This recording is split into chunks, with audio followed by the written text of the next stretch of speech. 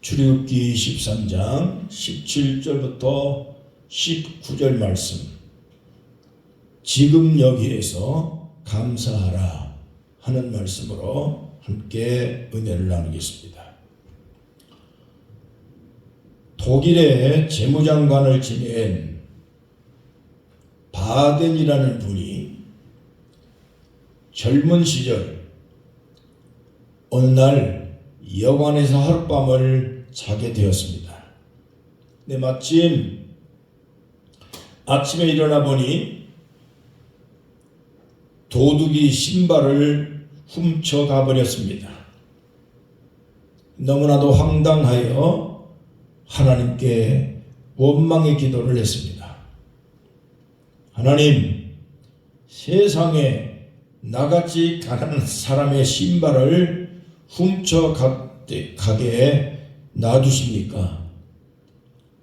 원망을 하면서 기도를 했습니다.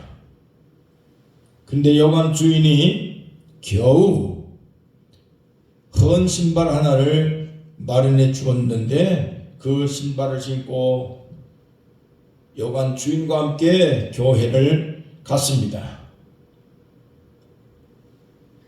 그 예배당에 가보니까 옆에서 누군가가 눈물을 흘리면서 간절히 기도를 하는데 보니까 그 사람이 두 다리가 없는 사람이었습니다. 그래서 이 바덴이라는 사람은 거기서 너무나도 큰 충격을 받고 자기 자신을 돌아보았습니다. 저 사람은 신발을 잃어버린 정도가 아니라 두 다리를 다 잃어버렸는데 신발이 있어도 신을 수 없게 되었는데도 불구하고 감사하며 기도하는 그 모습이, 자기는 두 다리가 멀쩡한데 신발 하나 잃어버렸다고 원망하며 남을 저주하는 이 자신이 너무나도 초라하게 보였습니다. 그래서 그 이후에 바덴이라는 이 사람은 생각을 고쳐먹고 자기에게 없는 것보다는 있는 것이 더 많다는 사실을 깨닫고 긍정적이며 적극적으로 세상을 살아가기 위해 결심을 하고 그렇게 살아간 결과 독일의 재무장관까지 지낼 수 있게 되었다 하는 것입니다. 오늘 우리는 자기에게 없는 것보다 있는 것이 더 많다는 이 사실을 수시로 깨닫고 생각하면서 잊지 말아야 됩니다. 왜냐하면 내게 없는 것을 다른 사람과 비교하면 자신 스스로가 불행해질 수밖에 없기 때문입니다. 그러나 반대로 내게 있는 것을 다른 사람과 비교하면 오히려 감사한 마음이 들어서 더욱 작은 것 하나에서부터 행복한 인생을 살아갈 수 있기 때문인 것입니다. 그래서 성경은 분명히 말합니다. 범사에 감사하라. 이게 하나님의 뜻이다 그랬습니다. 그런데 오늘 읽은 말씀 가운데서 우리가 중요하게 깨달아야 될 부분 하나는, 감사는 바로 지금 이 자리에서 해야 한다는 것입니다. 데살로니가전서 5장 18절의 말씀에 보면 분명히 바울 사도는 범사에 감사하는 것이 하나님의 뜻이라고 강조를 했습니다. 여기에 범사라고 하는 말의 뜻은 어떤 상황, 모든 상황을 말합니다. 다시 말하면 현재, 지금을 말하는 단어입니다. 세상에서 가장 소중한 금이 세 가지가 있다고 그러는데 보통 많은 사람들이 소중하게 여기는 황금입니다.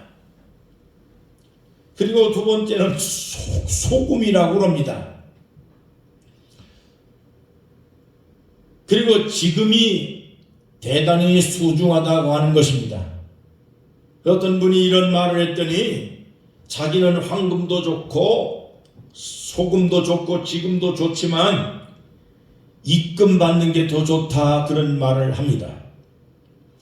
여러분, 이 세상에서 황금도 중요하고 소금 없이는 사람이 생활하는데 모든 삶의 물질을 관리할 수가 없고 사람의 몸의 건강 관리도 사실 소금만큼 중요한 것이 없습니다. 또 입금도 대단히 중요하지요. 그렇지만은 무엇보다도 지금처럼 중요한 건 없습니다. 지금 이 순간 행복해야 되고, 지금 이 순간 우리가 기쁨을 누리지 못한다면, 지금 이 순간 먹지 못한다면, 지금 이 순간 걸어다니지 못한다면 우리가 가지고 있는 모든 황금이 무슨 소용이 있으며, 아무리 좋은 음식을 앞에 두어도 무슨 유익이 있으며, 아무리 좋은 입금이 은행에 넘치도록 예금이 되었다 하더라도 그것이 무슨 유익이 있겠습니까? 무엇보다도 중요한 건 지금 우리가 살아있다는 것에 감사해야 하는 것입니다. 저는 지난 주간에 보건선교단을 통해서 대구 다부동 전투 현장과 박정희 대통령의 생가와 기념관을 방문을 해 오면서 여러 가지로 역사적인 현실을 보고 느낀 바가 많습니다. 근데 그 일행들은 대부분이 다 국가 유공자들이십니다. 6.25 전쟁에 나가서 다리를 잃었습니다. 또 월남전을 참전을 해서 온몸에 상처를 입으신 분들 많습니다. 군 생활을 통해서 상처를 받으신 분들이 많습니다. 그 일행들 가운데 어떤 분 한 분이 걷는 것이 얼마나 힘든지 기념관 홀 구석진데 가가지고 바지를 벗고 다리를 만지는데 보니까 다리 한쪽이 완전히 의적으로 그렇게 분리되어 있습니다. 피곤한 다리를 주무르고 있는 모습을 제가 보았습니다. 저도 걷고 오랫동안 일행들과 함께 하면서 피곤하고 힘들다 라고 그렇게 짜증도 나고 힘들다라고 하는 그러한 느낌을 받고 쉬고 싶은 마음이 있었는데, 저 잘린 다리를 가지고 의족을 가지고 이렇게 먼 길을 걷고 아무 불평 없이 다니는 그분을 바라보면서 제가 오히려 초라해 보였습니다.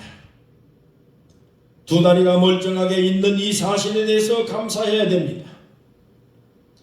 지금 이 순간에 우리가 없는 것보다는 내게 있는 것을 생각하면서 감사해야 될 이유를 찾는 것이 오늘 우리가 해야 할 일이라고 봅니다.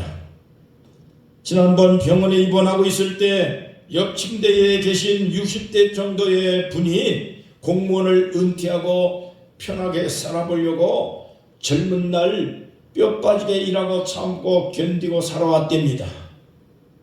그런데 얼마 되지 않아서 몸이 병들어서 이렇게 실려왔다고 그러면서 내일이라고 하는 것이 결코 내 계획대로 되지 않으고 내일이 내 날이 아니라는 것을 생각하게 됐다고 이야기했습니다. 어떤 분은 1인실에 병원에 환자가 실려와 있는데 보니까 목에 호수를 달고 있습니다. 밥을 먹으면 토해서 도저히 먹을 수가 없기 때문에 목에다가 호수를 끼고 식사를 연명하고 있다고 하는 것입니다. 여러분, 지금 이 순간 내가 이 건강한 모습으로 예배하고 있다고 하는 이 소중한 이 은혜를 감사해야 됩니다. 내게 두 다리가 있다고 하는 것에 대해서 감사해야 됩니다.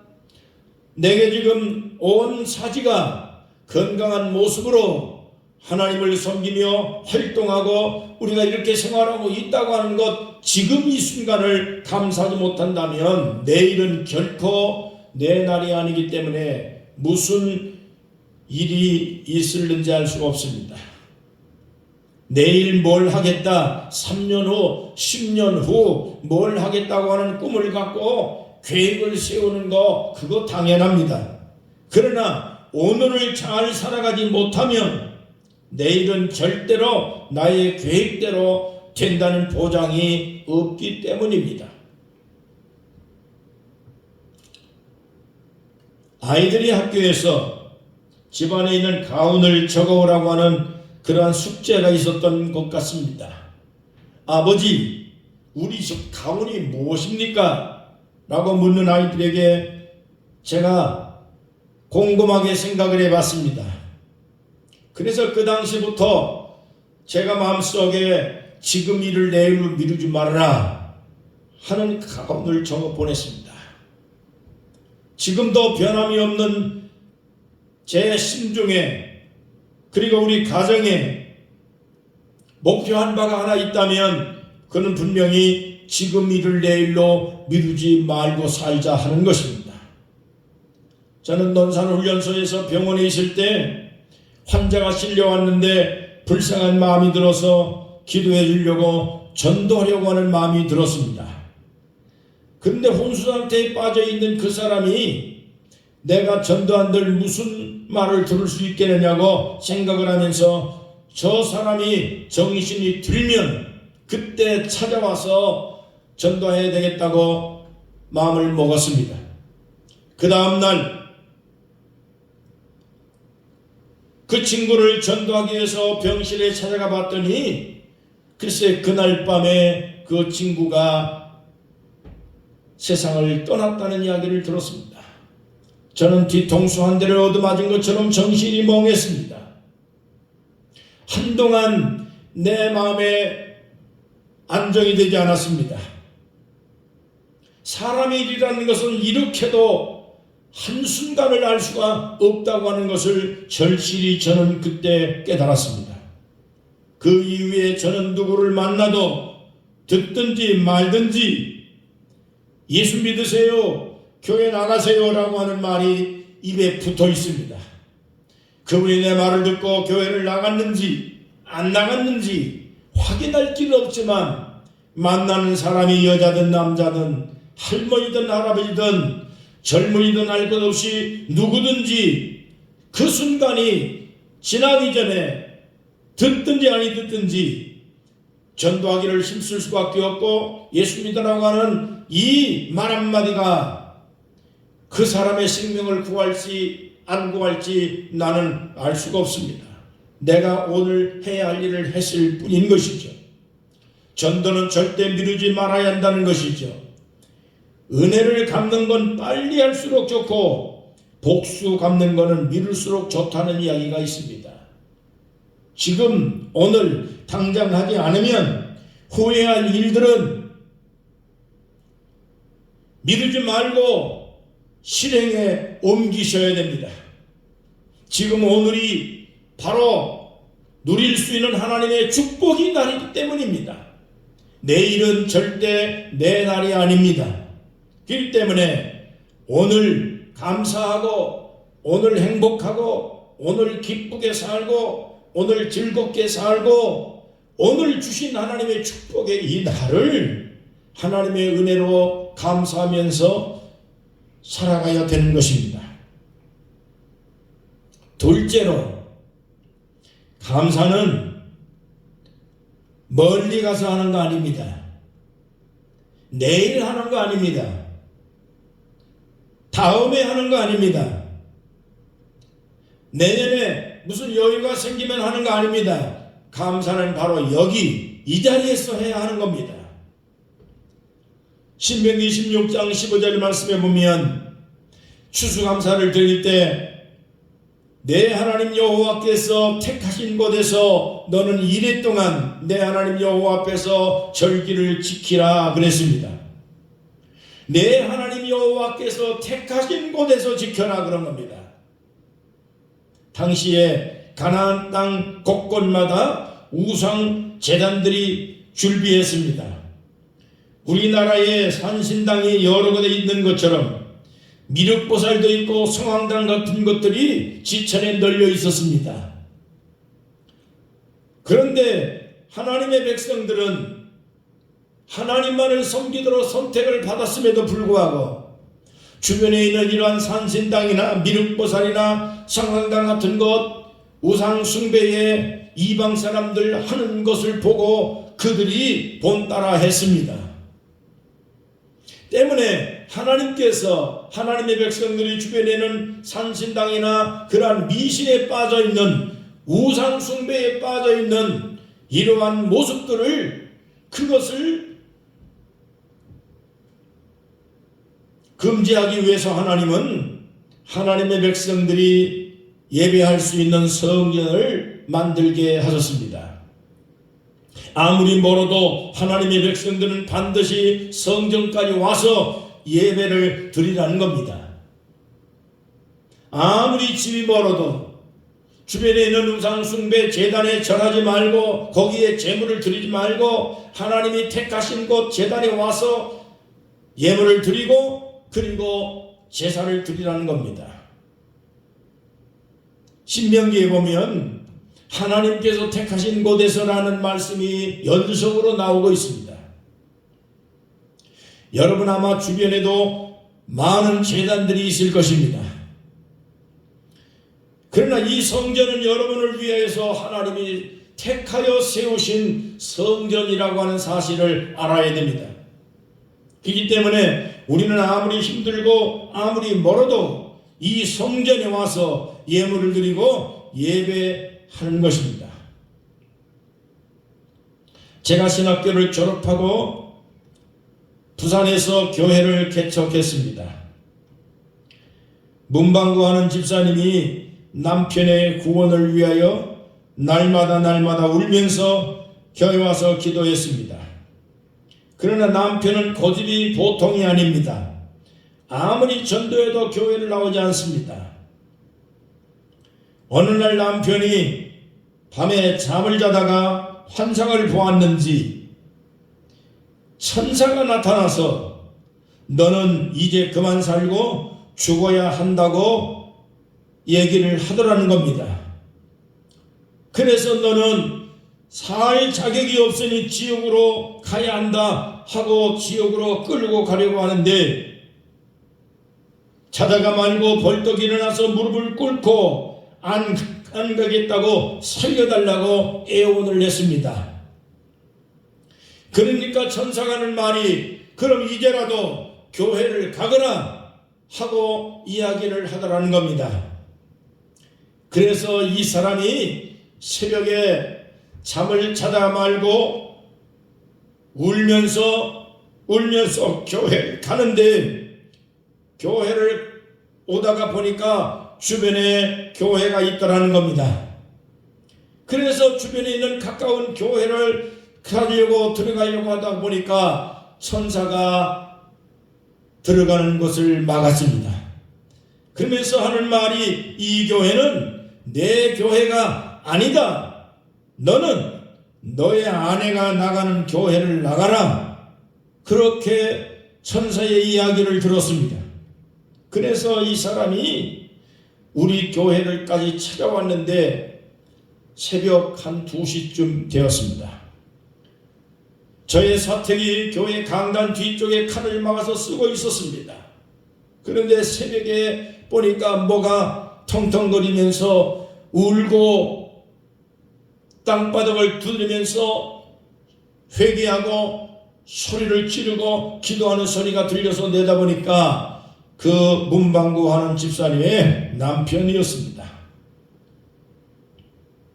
저는 그때 그 남자 분을 통해서, 우리 집사님을 통해서 그 남편의 사정을 이야기를 들었습니다.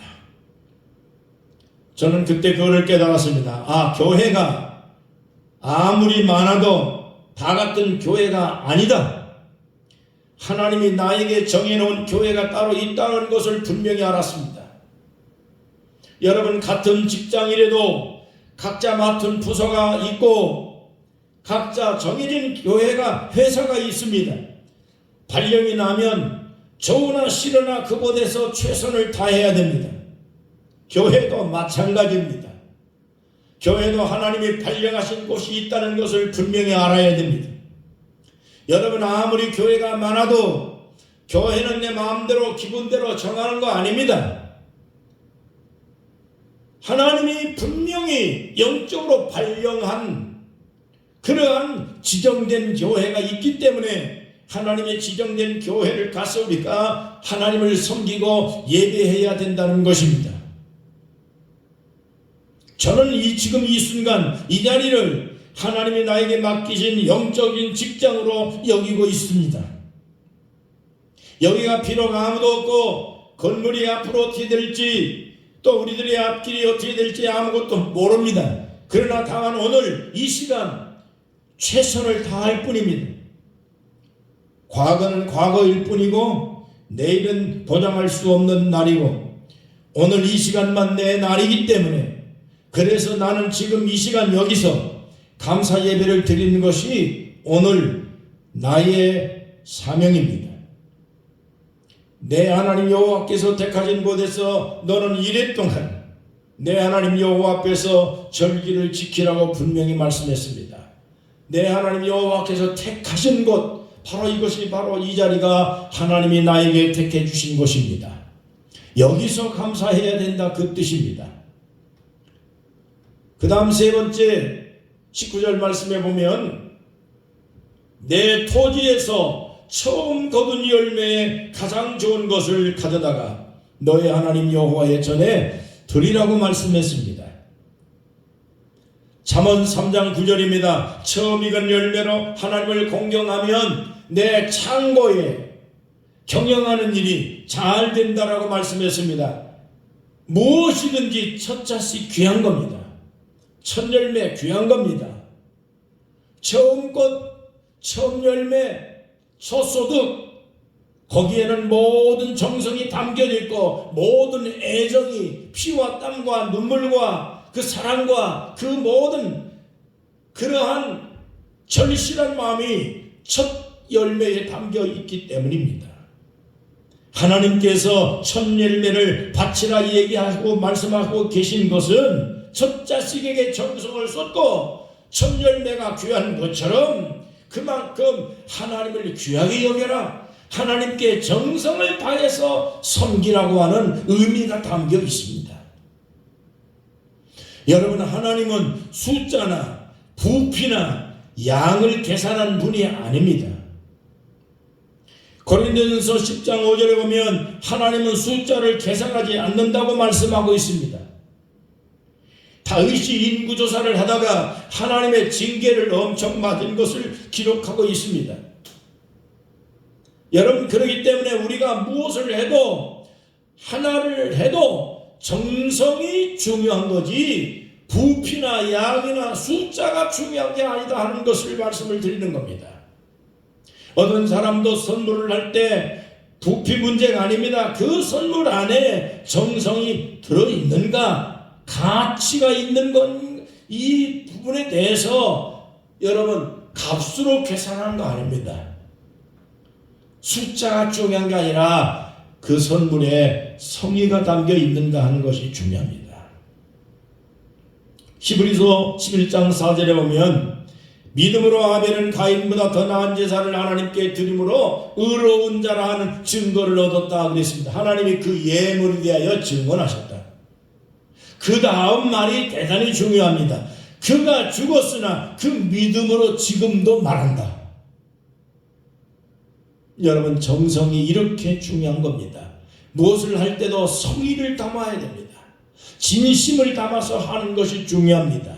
예배는 진실과 정성을 다하는 겁니다. 신령과 진정으로 예배하는 그 예배가 중요한 것이지 몇 차례나 숫자로 계산하는 게 아니라는 것을 다시 한번 분명하게 우리가 기억할 필요가 있습니다.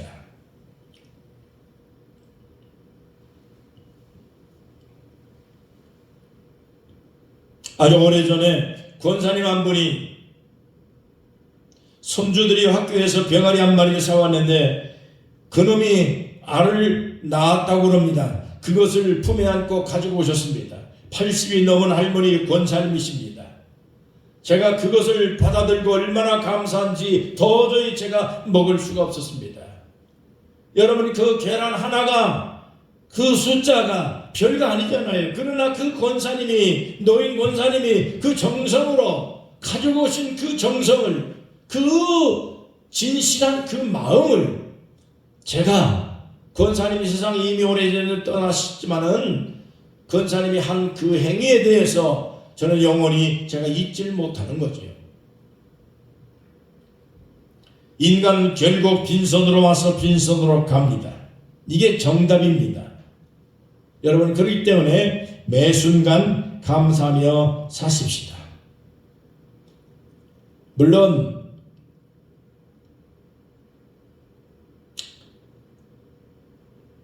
이곳에서 우리가 수고하고 예배하는 모든 성도들이 다 수고하고 헌신하는 거 다 잊을 수 없는 일입니다. 저도 지금 47년을 목회하고 있지만 아무도 없는 이 재단에서 예배드리고 있는 이 모습이 인간으로 볼 때는 처량할 것이지만은 그러나 하나님의 눈으로 보신다면 이 세상에 무엇보다 귀중하고 귀한 헌신이 아닐 수 없다고 저는 분명히 생각합니다. 여러분, 후대가 기억하고 영원히 기억해 남을 수 있는 그런 인생으로 살아가십시다. 지금도 우리가 이 작은 교회에서 감사하는 이 모습을 하나님이 영원히 기억하고 있다는 이 사실을 생각합시다. 진짜 감사한 마음으로 예배를 드리십시다.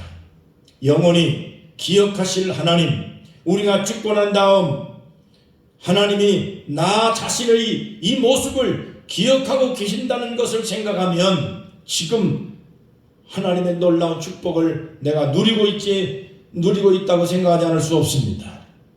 하나님께서 우리가 드리는 예물, 우리가 드리는 이 모든 예배, 그리고 우리의 수고와 우리의 헌신이 지금 이 순간 이 시간 이 모습을 하나님이 귀하게 보시고 또 우리는 긍지를 가지고 감사하면서 오늘 예배를 드리고 하나님께 감사합시다. 내일은 내 날이 아닙니다. 과거는 과거일 뿐입니다. 오늘 하나님이 축복 주신 오늘이 하나님의 축복의 날이요. 그리고 오늘 감사하고 내일도 감사하고 주어진 날 동안 하나님을 섬길 수 있는 신앙인으로서 승리하는 여러분 되시기를 제 이름으로 축원합니다. 기도하겠습니다. 우리 아버지 하나님 감사합니다. 오늘도 이 귀중한 날에 하나님의 성령의 감동, 하나님의 말씀의 은혜를 따라서 오늘 우리가 살아가는 동안 늘 감사하되 오늘 이 순간을 감사하고 오늘 예배 드릴 수 있는 것을 감사하고 오늘 건강한 모습으로 하나님의 사랑받고 있다는 사실에 대해서 감사하고 하나님 아버지께서 우리가 살아있는 동안 놀라운 하나님의 사랑과 축복 가운데서 승리하게 되실 줄로 믿습니다. 주님이 함께해 주실 줄로 믿습니다. 지금까지도 하나님의 은혜를 감사하지만 늘 감사하면서 세상을 살아가는 동안 늘 하나님의 축복으로 존귀받는 인생 살아가도록 복을 내려 주옵소서. 나와 내 모든 가족들과 내 사랑하는 자녀들 주 안에서 늘 승리하고 어느 곳을 가든지 간에 감사하며 이 세상의 복잡한 세상 속에서도 세상에 물들지 아니하고 어디 어느 곳에 있든 간에 하나님의 택함받은 귀한 하나님의 자녀들로 복되게 만들어 주옵소서. 예수 그리스도 이름으로 간절히 축복하며 기도하옵나이다. 아멘.